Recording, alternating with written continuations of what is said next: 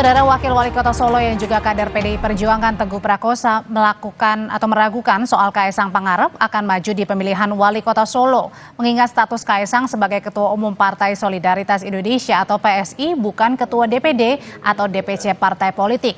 Meski demikian, Teguh mempersilahkan jika Kaisang mau maju menjadi Wali Kota Solo. Nama Kaisang sempat dimunculkan oleh sebuah lembaga survei terkait bursa calon Wali Kota Solo.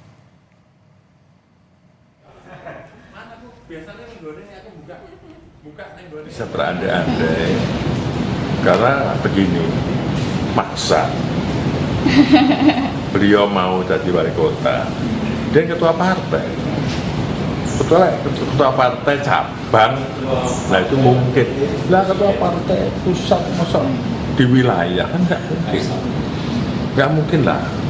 Tetapi ya saya nggak tahu seperti apa beliau dan sebagainya, dan saya yakin kan itu ranahnya beliau ya.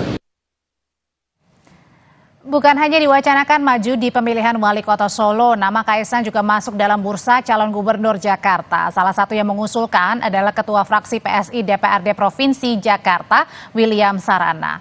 Tentu jika syarat administratifnya terpenuhi. Dikutip dari akun Instagram miliknya, William bilang kalau ditanya terus soal figur kita, ada beberapa figur internal yang saya kira pantas. Selain tadi Mas Kaisang, kami juga ada sosok Sis Grace. Sementara itu, Wakil Presiden terpilih yang juga kakak kandung Kaisang, Gibran Rakabuming Raka, enggan berkomentar banyak terkait wacana Kaisang maju sebagai calon gubernur DKI. Gibran hanya menjawab tanya Kaisang.